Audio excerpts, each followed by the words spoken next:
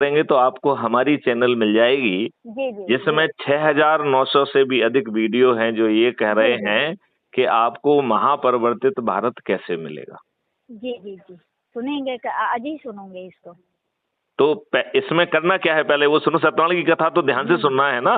वो कह रही है कि आप इसे सब्सक्राइब करिए और हर दिन संकल्प के साथ एक वीडियो सुनना पड़ेगा।